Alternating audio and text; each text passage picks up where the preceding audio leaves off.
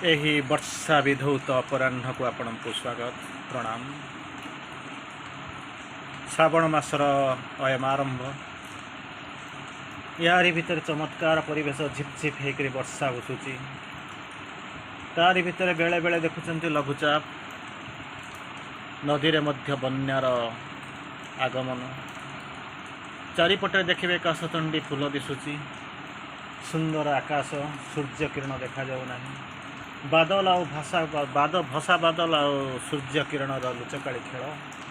ତାରି ମଧ୍ୟରେ ଆମେ ଆରମ୍ଭ କରୁଛୁ ଜୀବନର ବାସ୍ତବ ପର୍ବ। ଆଲୋଚନା କରୁଛନ୍ତି ଅହଙ୍କାର, ଗର୍ବ, ଦମ୍ଭ।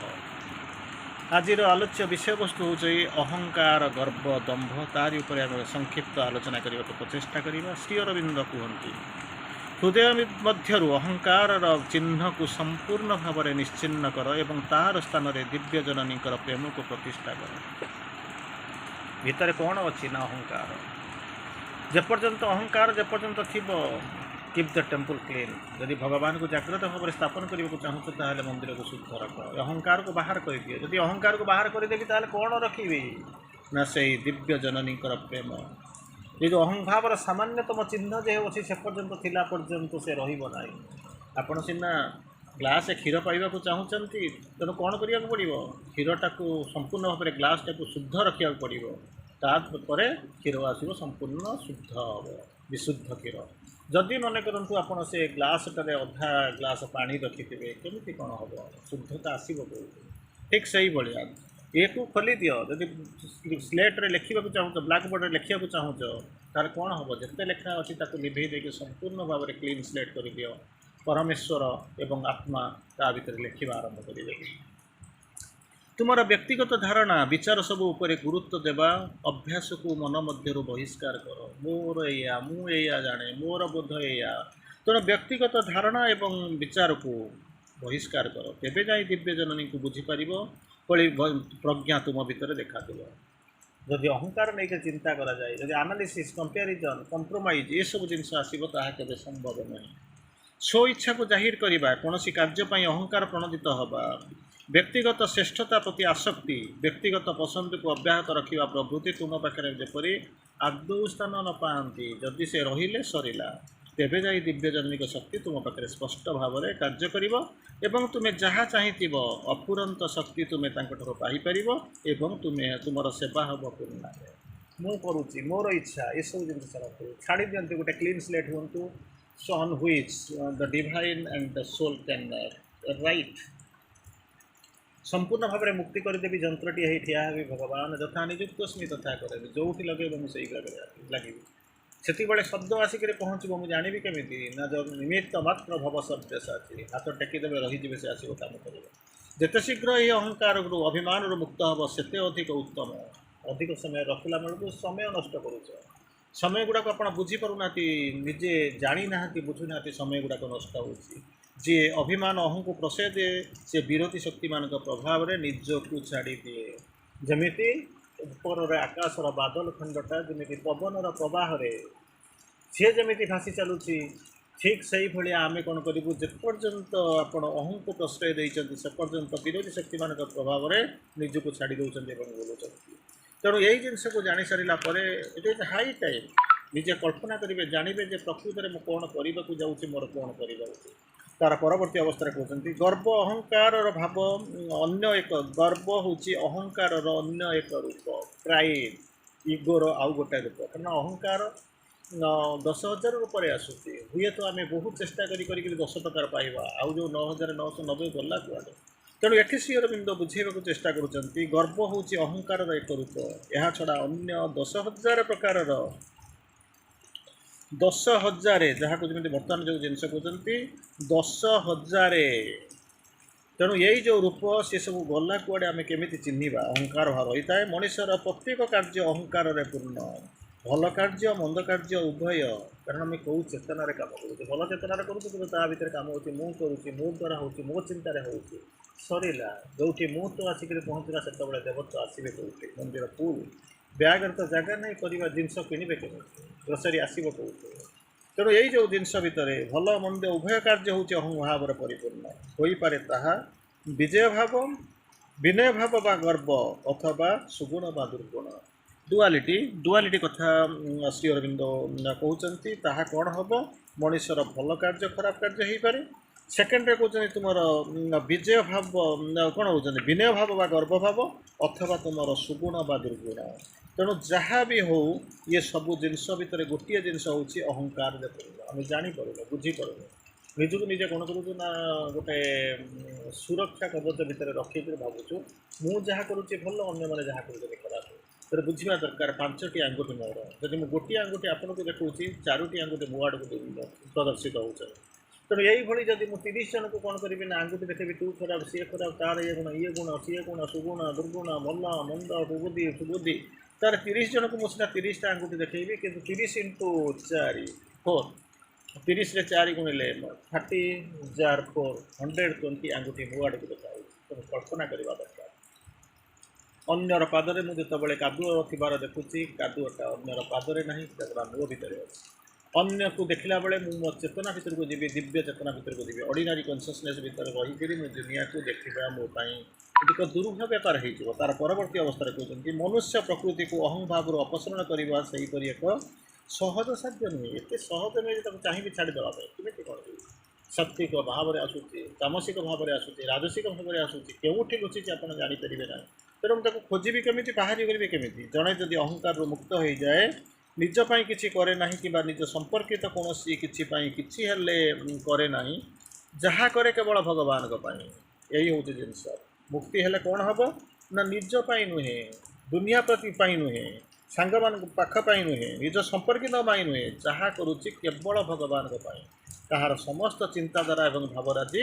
भगवान सकाशे एवं कौन हम एवं से कौन हो जीवमृत और सिद्ध योगी यही हूँ क्यारेक्टरिस्टिक बुझा पड़े मोर किसी ना मोर बोली किसी रखिनी हो इच्छा पूरण जहाँ बाचिदेव मोपाई जीवन बारण मरण कहवाक सुविधा गाइबाक सुविधा घुसी जाइछु कहीदेबू किंतु सेटा को बुझा दरकार कौन ना लोक मैंने कौन कर जीवन में प्रयोग कर प्रयोग करना गुरु कहते गुरु को शिष्य पचार आगे मतलब जावाक पड़ो मंदिर से मुझे सेपट मंदिर को जाई पूजा करके आसबि ठीक अच्छे जे कि मझे जो नालटा से तो वर्षा फुली जाइए प्रबल बेगर वर्षा हो करी कौन ये गुरु कहते यार तू एतिक जापर ना कौन एभलिया सिद्ध योगी ना गुरु ना धरी चली जाऊ ओल्ल आसबू भावी तार सरल विश्वास चली जाऊँगी गुरु नाम धरी चली जाऊँगी नई उपर चढ़ी चढ़ी नई पानी उपर चढ़ी चढ़ी जाऊँगी सेपटे पहुँच जाऊँगी एवं पूजा करके फेरी आसूँ गुरु आश्चर्य यार तू केमी गलु केमी आसू ना आपण ना चढ़ी स्मरण करके पलैली तो सी आश्चर्य जाऊँ अरे मो ना एत जिनस अच्छे मुझे नई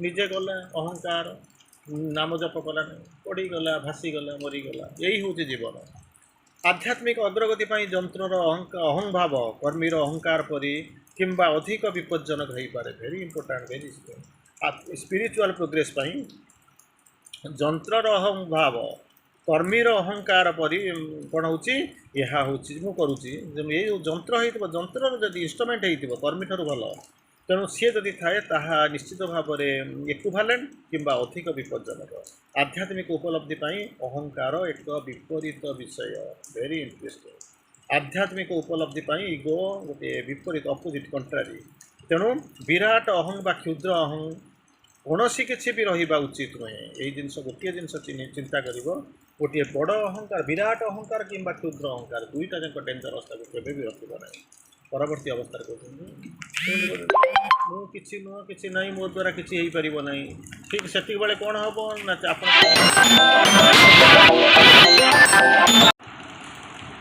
तेणु से बेले कौन हो मुझे नुहे गरीब आउ जन कौन बिना युद्ध देवी ना सूच्यग्र मेदिनी दुईटा जाक एका कथा से किसी सन्देह ना से मुक्ति पाइबा पड़ो बाहर पड़ो अहं भाव जिते शक्तिशाली हो पचे से संपर्क में साधक सचेतन हवा कथा फास्ट बी कनसियस सचेतन रहा कथा जदि सचेतन न फपाड़ी केमी तापर कहते से जिते रूपरे नाना प्रकार प्ररोचना देव से सबू जिते रूपरे आसब नाना प्ररोचना देव से साधकंर गोटे मात्र उत्तर ताब नास्तिवाचक दैट आंसर नास्तिवाचक ताहले अहं भावर समस्त प्रकार योजना असफल हम मुझे भी नहीं तो कम लगे ना तू फेरी जा अहंकार दैट मस्ट गो ए किसी असुविधा ना तो छाड़ी योर टाइम इज ओभर तेणु नास्तिवाचक तेणु यही जिनस रहा ताहा हेले अहंभावर समस्त प्रकार योजना असफल हम।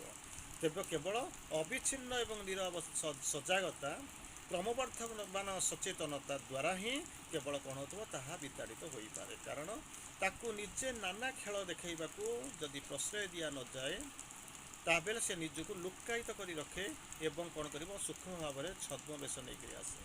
जदि ताकू आपण आलाउ करेंगे सी आसिक पहुँचला खेला, जदि ताकू आलाउ करेंगे तो आड़क न चाहिए बेसी रही जदि ताकू टिके दुर्बलता थी से खतरा शीघ्र खोजुव कौटी दुर्बलता अच्छी से आसवाई आसो तार परवर्ती अवस्था को केमी कौन से मुक्त पाइबे। चैत्य सत्ता मुक्त नहेले अंतरात्मा को उपलब्धि न कले अहंभाव केबे जीव ना। यही जिनस आपन को जानवा पड़ो, यही जिनस अत्यधिक केबे जीव ना। वो कौन होती उभयतार आवश्यकता रही। प्रथम हूँ कौन चैत्य सत्ता मुक्त हवा दरकार।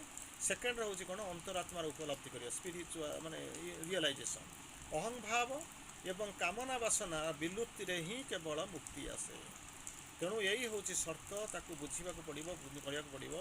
अहंभाव एवं कामना वासनार विलुप्ति रे केवल मुक्ति आसे। अहंभाव मुक्त होगा संपूर्ण समर्पण अत्यंत आवश्यक। These are the great things Mother कहते श्री अरविंद कहते समर्पण करने को पड़ो। अहंभाव कामना वासनार विलुप्ति केवल ही मुक्ति आसब, नहले केबे ही अहंकार जीव ना। एक बुझा पड़ो ये मुक्ति निहाती दरकार। ता परवर्ती अवस्था कहते आश्रम अल्प संख्यक खूब अल्प संख्यक लोक जो थे कि अहं केन्द्रिकता संपर्क में सचेतन। बाहर तो आम रोचते संसारी सन्यासी संसारी बाहर भीतर आश्रम पंडिचेरी एंड आउटसाइड एमती अनेक जिनस आसूँ जो कि कंट्राडिक्शन आसे क्वेश्चन आसे जे आम से तो सन्यासी आम तो संसारी से तो भीतर रोचे आम तो बाहर रोचुर बाहर सहित संपर्क ना आम केवल बाहर ही बुझुचे से आंतचेतना रोचे से पंडिचेरी रोचे माँ चेतन माँ पाखे रोचे कि आम दूर रोचु। किंतु गोटे जिन चिंता कर माँ स्पष्ट भाव में कहते इभेन आश्रम अनेक बहुत कम समय लोक अच्छा जो मान भितर कौन हो अहं केन्द्रीयता कौन हो संपर्क में से सचेतन समस्ते समस्ते अहंभावापन्न। किंतु असुविधा कौन हो उपलब्धि करती ना जानती ना। That is the criteria. एपरिकी सेमानक साधना मु सबुबले रही मो साधना मो अग्रगति मोर सबकि। तेणु यही जिनस जो हूँ कौन बुझा पड़ो या जानवा पड़ो। जेपर्यंत न जानी से पर्यंत कौन हम ना प्रोग्रेस भारी कर निराकरण केमी हम और मुक्ति पाइबार बाट कौन ना निरवच्छिन्न भाव में भगवान विषय चिंता कर निज विषय चिंता नुहे। जेकोसी कार्य बा साधना कर भगवान को सकाशे ओनली डिवाइन। तेणु यही जिनस जान जो से कौन कर से मुक्ति पाइब। व्यक्तिगत भाव में मुझे प्रभावित होउची मोर कौन होउची बा न भावी बा कौनसी कथा दाबी न करी बर्तमान कौन कर ता बदल में कौन कर केवल ओनली डिवाइन आउ कि ना। मोर कौन होउची न होउची से कथा छाड़ू कौन दाबी रखी ना। मुझे कौन कह व्यक्तिगत भाव में मुझे प्रभावित होबी ना। यही सब जिन ना हम साधना यही हूँ साधनार शर्त only divine. Don't try to please yourself, don't try to please others, try to please only the divine. केवल से ही परम प्रभु तांकु छाड़िले द्वितीय सत्य द्वितीय चिंता मो भीतर को आसब ना। यह हूँ सत्य। तार परवर्ती अवस्था कहते आत्मकेन्द्रिक व्यक्ति सेल्फ सेंटर निज कथा किसी भावे ना। तेणु कौन हो निजर अनुभूति अनुसार अन्य मानक विचार करा जाए।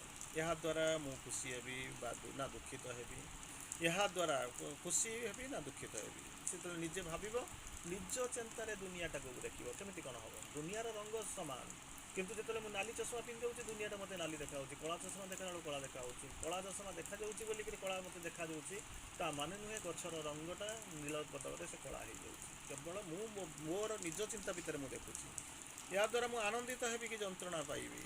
मोर अहंकार गर्भदम्भ या द्वारा स्फीत हम ना क्षुण्ण हम। मोर कामना वासना पूर्ण काम हम कि व्यर्थ हम इत्यादि यही जो जिनस गुड़ाक अच्छी। तेणु ताकू देखा पड़ो निज केन्द्र में नुहे। से माँ कहते निर्मम भाव में निजक निरीक्षण कर तार पर तुम्हें जापर प्रकृत में क्योंकि अच्छा। तेणु किंतु अहं भावापन्न न होता व्यक्ति सेठू कौन करा ना सी होता व्यक्ति से कौन होती एपरी भाव में चिंता करे ना कि विचार करे ना। That is the difference. ये जिनस ता भीतर को न आसना।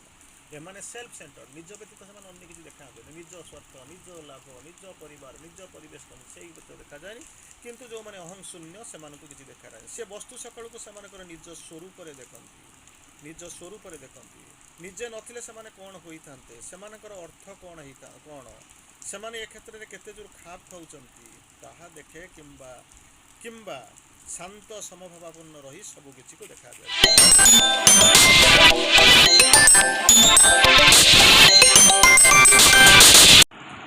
तो यही अवस्था यही चिंताधारा जहारी भितर मुझे कौन कर सीमित रही अनेक प्रकार दृष्टिकोण जहाँ कहूँ आत्मकेन्द्रिक यह हूँ आत्मकेन्द्रिक नुहे सेल्फ सेंटर्ड नुह तेणु तार हूँ बुझा पड़ो तेणु से जिनस से भावती से निज स्वरूप देखती निजे नथिले से कौन होता से अर्थ कौन से ए क्षेत्र में केते दूर खाप खाऊँ कि देखती और से शांत और समभावापन्न रही किसी लोग भगवान को केवल जन दिए सबू हूँ भगवान जदि मो लेवल न हो तेणु भगवान तेणु जन भगवान को छाड़ी तार आउ कि चिंता न थाए तार परवर्ती अवस्था को श्री अरविंद आउ टे आगू जाकर कहते कौन आत्म प्रतिपादन अर्थात निजे सर्वदा ठीक निजे ऑलवेज यही जो जिनस हूँ निजे सब बेले ठीक यही जो प्रमाण करार जो द्वारा भाव द्वारा कौन हो भ्रांत गतिवृत्ति प्रश्रय पाई था कारण ताद्वारा से एक प्रकार मानसिक समर्थन पाँच मु सब बेले ठीक ये जिनस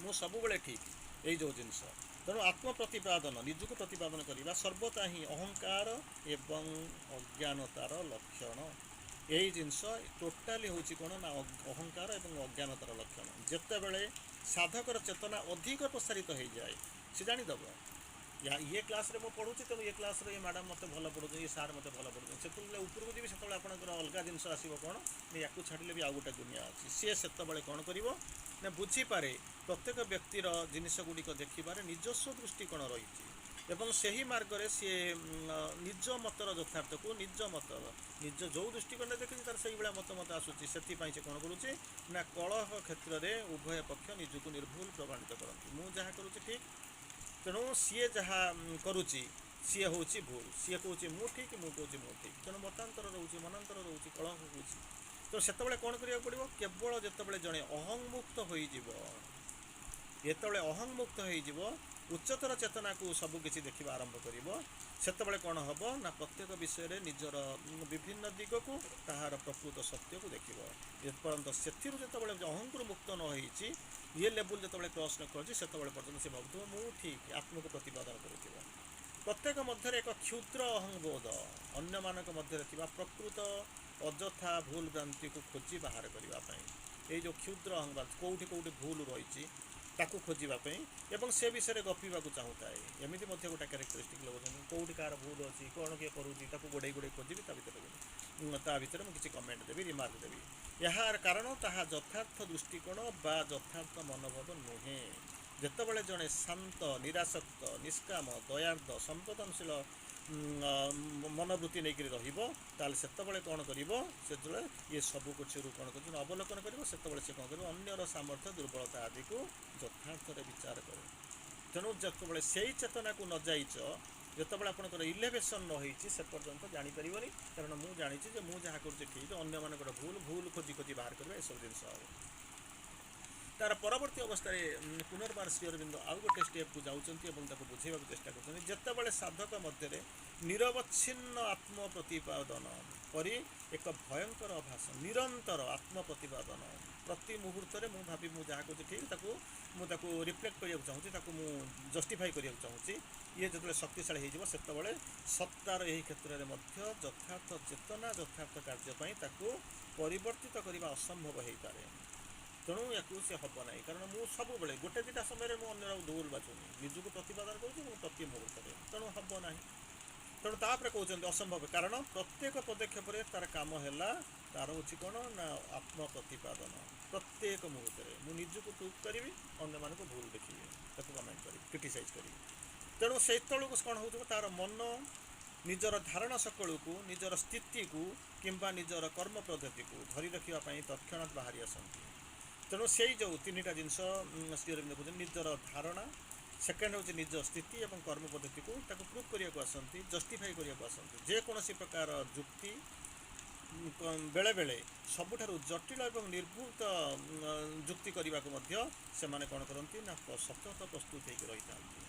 तार परवर्ती अवस्था पुनर्बार श्री अरविंद बुझेबा चेष्टा कर चेष्टा कर यही जोग शेष पर्यंत केवल से ही माने करें जो मैंने एप्रति आंतरिक भाव में आग्रही। तेणु यही जो जिनस समस्ते करें ना कि लोक आसवे कि बाट जी किंतु जो मैंने संपूर्ण भाव में आग्रही जो मैंने निजक भगवान के निकट में आविष्कार निमित्त क्षुद्र मानसिक अहंकार एवं तार कौन हो दाबी सफल को लोप करने निमंते प्रस्तुत था से ही माने ही केवल ये जोग करें से ही माने ही हूँ केवल या रास्त जी नचेत कि बाट आसबे ना ना कि बाट आसी चलीजे तार यार जो कौन होती चापल्य शैथिल्य मनोभाव नहीं पारे नहीं ये जोग करा यही कार्य अति उच्च स्तर अति कष्टकर। तेणु या स्ट्रिक्टली कहते ये जो कार्य कर अति कष्टकर उच्चतर निम्न प्रकृतिर विरोधी शक्ति साजी किंचित समर्थन बा क्षुद्रतम क्षुद्र सुजोग किंचित समर्थन बा सुजोग नहीं गले कौन हवा को प्रस्तुत था। तेणु एपाई कौन कर ना आवश्यक निरवच्छिन्नता तीव्र अभिप्सा और तपस्या तीनटा कथा कहते। तेणु कौन करा पड़ो से आवश्यक हूँ कौन निरवच्छिन्न अभिप्सा तपस्या कौन होती निरवच्छिन्न और तीव्र अभिप्सा और तपस्या ए दुईटे यथार्थ भाव में आवश्यकता रही। तार परवर्ती अवस्था पुनर्बार श्री अरविंद कहते समस्त प्रकार उच्च अभिलाष गर्व दंभ इत्यादि चिंताधारा तीनटा जिनस उच्चाभिलाष थी गर्व थी एवं दंभ थब ये तीनटा जिनस इत्यादि चिंताधारा एवं अनुभव को संपूर्ण रूपे निश्चिन्न कर संपूर्ण भाव में निश्चिन्न हवा दरकार। वाक्य चिंता एवं कार्य पुनर्बार तीनटा वाक्य एवं कार्य एवं चिंताधारा को कौन प्रकार मिथ्याचार द्वारा प्रत्याख्यत हवा उचित एवं ता सहित प्रत्याख्यत हवा दरकार। कौन करेंगे जो कौन करिया पड़ो समस्त प्रकार बाह्य आडंबर धृष्टता एवं औद्धत्य तीनटा को कौन करने को पड़ो भेरी इंपोर्टाट थिंग। प्रथम हूँ उच्चाभिलाष गर्व दंभ रहा चिंता मैं चिंताधारा भितर एवं अनुभव भितर तापर कौन होती वाक्य चिंता एवं कार्य समस्त प्रकार मिथ्याचार प्रत्याख्यात हम एवं ता सहित प्रत्याख्यान हम कौन ना बाह्य आडंबर धृष्टता एवं औद्धत्य ये जिनसटा ये तीन जितना जिनस तीन तीन तीन जिनस निश्चित भाव में जुड़ा उचित। कहते पार्थिव चेतना परिवर्तित होगा चाहे ना केवे भी चाहिए ना अनचेंजेबल तार हूँ कौन चेंजलेसनेस बदलिया चाहिए। तेणु ऊर्ध्वरु अवतरण करुवा शक्ति राजी को सी प्रत्याख्यान करे सर्वदा प्रत्याख्यान करे से सर्वदा से हीपरी कर आसी। तेणु हूँ कौन यार क्यारेक्टरिस्टिक हूँ या किंतु जो माने यही जोग साधना करुचंती से माने निजको उन्मिलित करी रखिबे निजको निम्न प्रकृतिर परिवर्तन कौन आनिबा कौन होची निम्न प्रकृतिर परिवर्तन आनिबा स्वीकृति देवे तेबे जाइकरी कौन हम ना यह संभव हम एवं से जो अनिच्छुकता जो पार्थिव चेतनार अनुच्छुकता दूर हम नचेत किसी ना यार किसी रास्ता ही ना।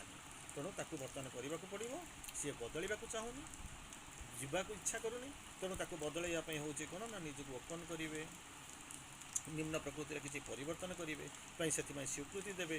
तेणु सर्वदा यही जिनस न करेंगे जदि कनसीयस रे ताहले जाकर जीवार किसी संभावना अच्छी। तार परवर्ती अवस्था पुनर्बार श्री अरविंद जाउछंती जोग पथरे जो माने बाधा सृष्टि करती से माने हेले प्रथम निश्चित भाव में प्राणिक अहंभाव तार अज्ञानता एवं अज्ञानता जो कौन होची ना गर्व ताहा सहित आसूची भौतिक चेतना एवं जार तार तामसिकता जहाँ परिवर्तन पर आह्वान पाइले रुष्ट हुए रागी जाए प्रतिरोध करे एवं कौन कर सत विमुखता जहाँ एते कष्ट देकर जीवाक हम संपूर्ण भाव में से कौन विमुख हम।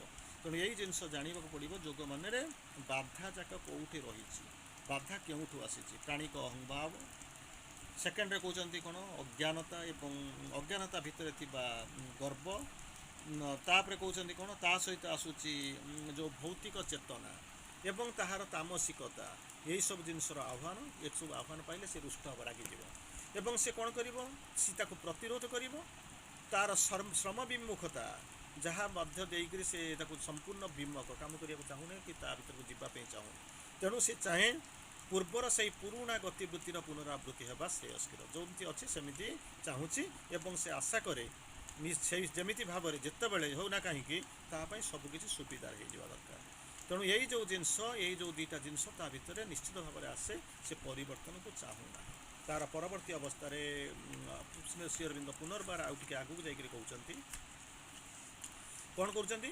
सर्वप्रथम विषय हूँ साधकर यथार्थ एवं निर्भुल मनोभाव बाकी जहाँ रहा कथा से सबू रूपांतर करने उत्सुकता तापर अहंकार एवं प्रकृतिर तामसिक अभ्यास अंतर्गत सबकि को देखा और प्रत्याख्यान करने तेणु यही जो तीनटा जिनस यही तीनटा जिनस को प्रथम देखा पड़ो प्रथम हूँ कौन साधकर यथार्थ एवं निर्भुल मनोभाव तापर जहाँ हूँ निजक रूपांतरित करने जो उत्सुकता आसब तृतीय कहते अहंकार एवं प्रकृतिर तामसिक भाव जोटा अंतर्गत सबकि देख देखि सारिक चिन्हिक प्रत्याख्यान कर साफल्य आसवा दरकार तापर सर्वशेष और प्रधान कथा जहाँ को कहते नंबर 4 रे ताहा करब ताहा हूँ सर्वदा दिव्य जननी प्रति समग्र सत्ता सहित उन्मीलित हवा सेटा हूँ उन्मीलित टुवार्ड्स द डिवाइन मदर तेणु यही जो ओपनिंग थी दरकार रूपांतर सभा से बाधा उपजीव ना न बाधा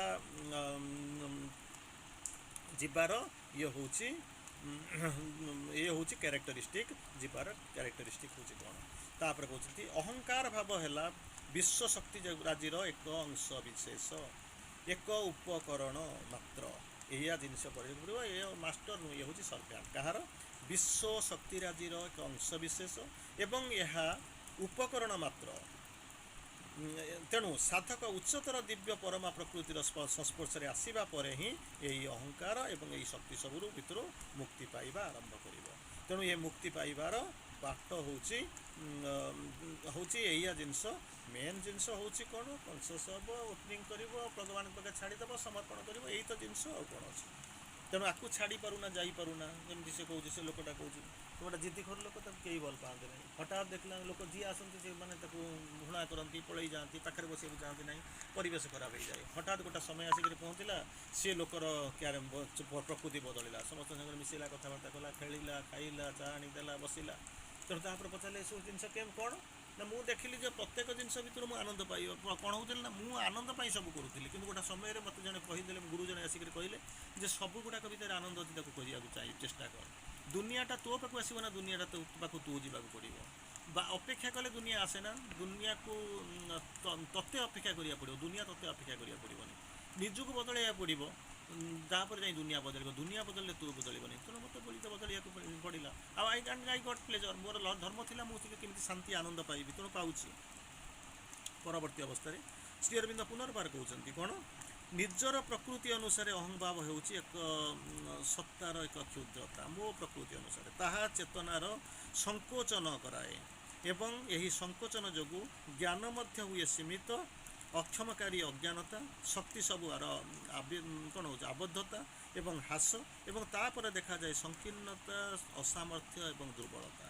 विखंडित ऐक्य यह आनीदिए असामंजस्यता एवं सहानुभूति प्रेम बोधरे व्यर्थता सत्तार आनंद रे बाधा विघ्नता यही सब प्रोब्लेम आसूची आउ थे देखा आणिक दिए जंत्रणा एवं दुख आमे जहाँ सब हरई बसीचु से सब को पुनरुद्धार करने को हेले अहंकार जगतरू आमको बाहर करने को आसो कौन हरईचु if money is lost nothing is lost if health is lost if wealth is lost nothing is lost if health is lost something is lost if character is lost and everything is lost तेणु जहाँ आम हरईचु आमको धीरे धीरे आने पड़ो से अहंकार बाहर पड़ो तेणु चमत्कार भाव में श्री अरविंद बुझे चेष्टा कले गोटे चमत्कार भाव निजर प्रकृति अनुसार अहंभाव हो सत्तार एक क्षुद्रता ताहा चेतनार संकोचन घटाए चेतना को संकुचित करे एवं से ही संकोचन जोगु क्षुद्र हुए कौन हुए ज्ञान मध्य हुए सीमित चेतन से जो है कौन हम ना ज्ञान सीमित हो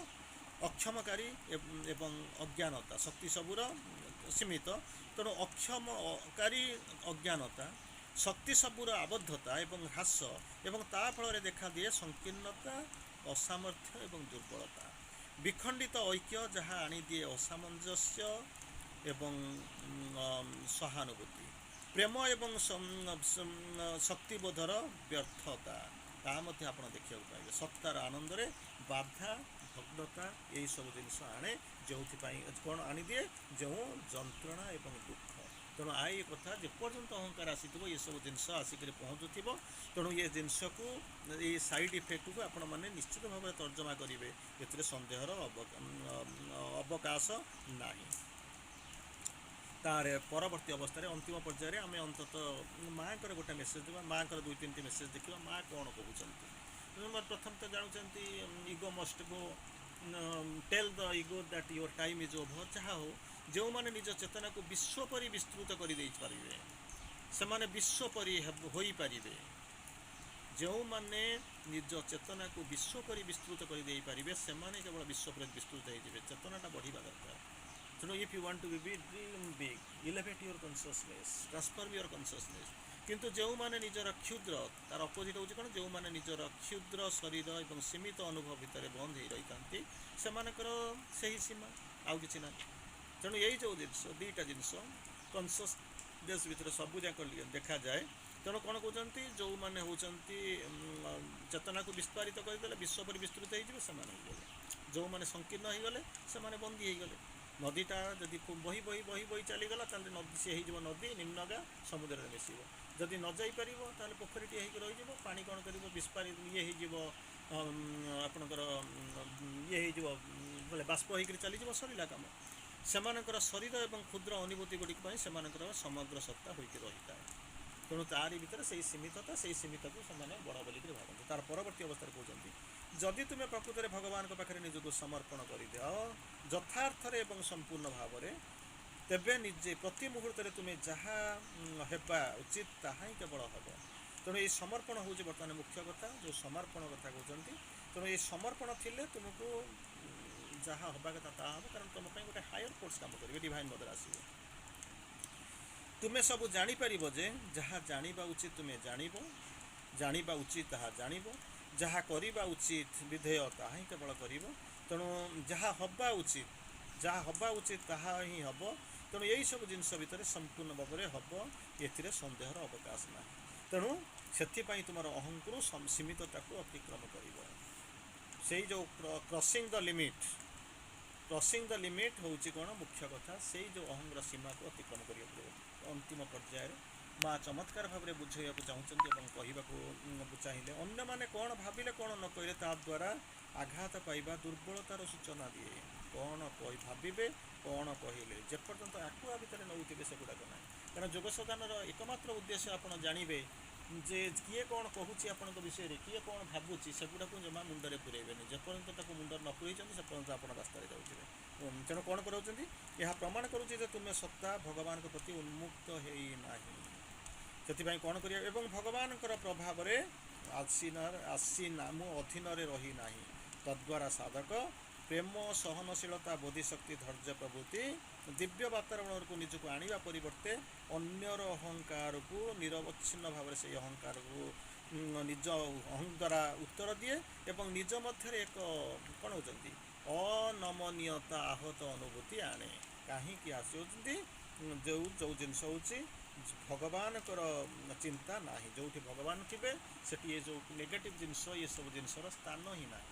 ତେଣୁ ଯଦି ଭାବୁଛନ୍ତି ସେସବୁ ଜିନିଷ ଆସିକରି ପହଞ୍ଚିଛି, ସିଏ କ'ଣ କରୁଛି ନା ଆପଣଙ୍କ ଭିତରେ ଅସଙ୍ଗତି ଆସିକରି ପହଞ୍ଚୁଛି। ତେଣୁ ମା ଚମତ୍କାର ଭାବରେ କହୁଛନ୍ତି, କିଏ କ'ଣ ଭାବିଲା, କିଏ କ'ଣ କହିଲା, ତା ଦ୍ୱାରା ଯଦି ଆପଣମାନେ ପ୍ରଭାବିତ ହେଉଛନ୍ତି, ଆଘାତ ପାଉଛନ୍ତି, ତେଣୁ ସେତେବେଳେ ଦେଖାଉଛନ୍ତି ଇଏ ହେଉଛି ଆପଣଙ୍କର ଦୁର୍ବଳତା ଭିତର ସୂଚନା ଦେଉଛି। ତେଣୁ ଏହା ପ୍ରମାଣ ମଧ୍ୟ କରୁଛି କ'ଣ ଯେ ସମଗ୍ର ସତ୍ତା ଭଗବାନଙ୍କ ପ୍ରତି ଉନ୍ମୁକ୍ତ ହୋଇନାହିଁ। ଯଦି ହୋଇଥାନ୍ତା ତାହେଲେ ଏସବୁ ଜିନିଷ ଆମକୁ ଛୁଉଁନଥାନ୍ତା। ହେଇନାହିଁ ବୋଲି ଆମେ କ୍ଷୁଦ୍ର ଚିନ୍ତା ଭିତରେ ଅଛୁ, ଅହଙ୍କାରକୁ ମାନେ ହଟ୍ ହେଉଛି। ତେଣୁ ସେଥିପାଇଁ କ'ଣ କରୁଛନ୍ତି? ଆମେ ରିଆକ୍ଟ କରୁଛୁ, ଆମେ କ'ଣ ନାହିଁ କ'ଣ ସବୁ କରୁଛୁ। କିନ୍ତୁ ଯେତେବେଳେ ଭଗବାନଙ୍କ ଚେତନା ଭିତରକୁ ଚାଲିଯିବା ସେତେବେଳେ କ'ଣ ହେବ? ତଦ୍ୱାରା ଯେତେବେଳେ ଭଗବାନଙ୍କ ପ୍ରଭାବ ଅଧୀନ ହେଇନି, ଯେତେବେଳେ ଭଗବାନଙ୍କ with the divine life is bliss, without the divine life is a painful illusion. ତେଣୁ ଯେତେବେଳେ ଆମେ ଜାଣୁଛୁ ଭଗବାନଙ୍କର ସତ୍ତା ଭିତରେ ଆମେ ଯେତେବେଳେ ରହିନାହୁଁ, ସେତେବେଳେ କ'ଣ ହେଉଛି?